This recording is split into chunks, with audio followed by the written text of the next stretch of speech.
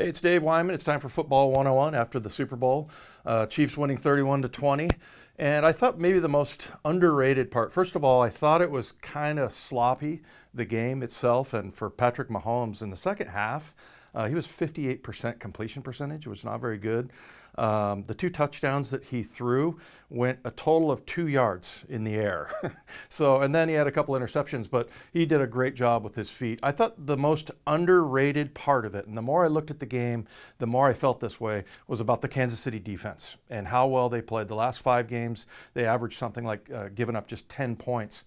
But I thought we'd take a look at Steve Spagnuolo, and hopefully I'm not butchering his name. But, what came out of the Super Bowl was a lot of old school things that he did that you could tell he coached his guys. But, another thing, there's kind of a misconception. I mean, they don't just give coaching jobs away. I mean, for people that get a chance to, be an intern and things like that, this is the normal process. And Paul Moyer, my friend, can tell you that. I remember Chuck Knox telling Jim Zorn, when Jim Zorn retired, he said, "How do I become a coach in the NFL?" And Chuck told him, "Well, go start coaching high school football, then maybe go to a community college, then to maybe a Division III school, and that's how it works."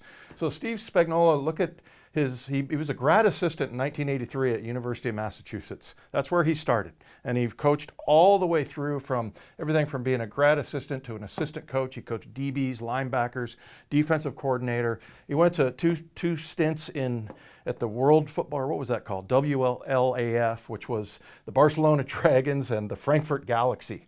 And so, that was in the late 90s. But now he's the defensive coordinator for Kansas City. And I thought the way he coached those guys was all over this game. The first thing I want to point out is in the first quarter, this is with 10:27. This is about 3 plays after. If you remember the very first San Francisco possession, there was a Deebo Samuel reverse that went for 32 yards.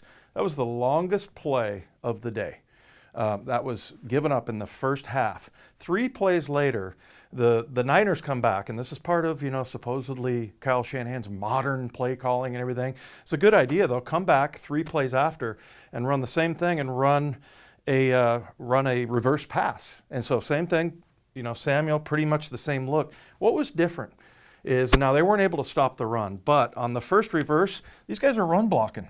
Man, they're coming out, they're firing out. And then on this play, they all sat back, and it was clearly a pass. So it doesn't matter what's going on back here.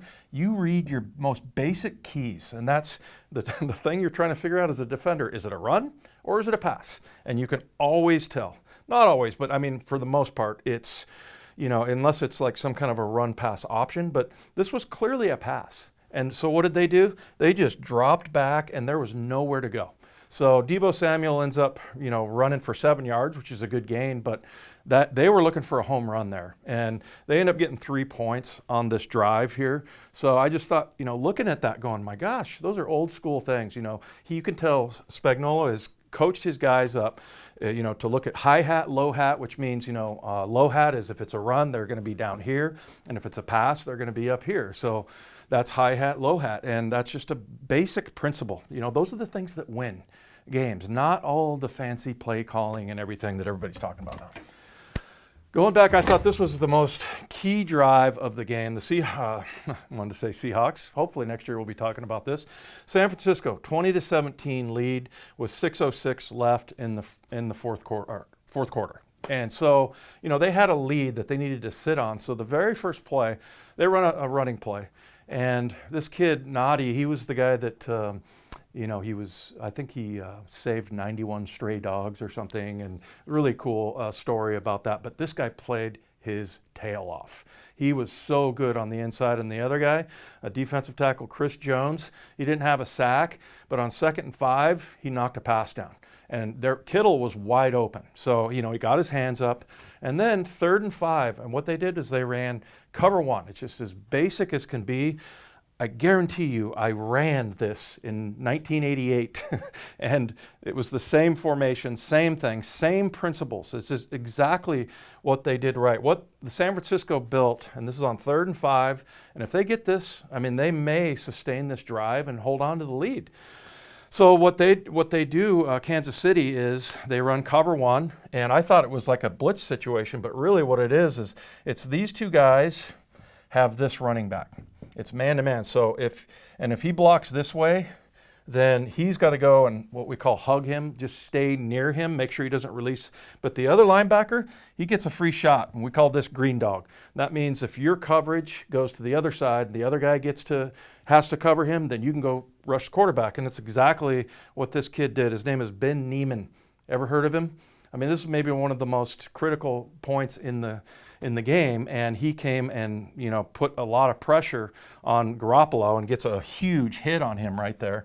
What these guys did is there's a bunch here, and what they did is they layered. And so what that means is one guy, lines up close, another guy is at the other level, and then the corner is at another level. Remember that pass that we did a few weeks ago that the Seahawks got beat on for a touchdown? There was no communication. And so these two guys, you could see they were talking, and that what they were going to do is zone it off. If this guy goes outside, you take him. If he comes inside, I'll take him. You don't need to. So this guy goes across, he takes him man to man. We know what the linebacker did. This guy's locked up. And then these guys executed this perfectly. It was just, they ran a little, kind of an arrow route there, and he jumped it. Corner took care of this, and they got off the field. And they get their offense back the ball, and Mahomes did the rest. So, and Damian Williams, who I thought should have been the MVP. But anyway, just really good old school things, some things that I think, we've heard a lot of talk lately about modernization of football, but a lot of the things that Steve Spagnuolo did with this defense are just basic things that win you football games.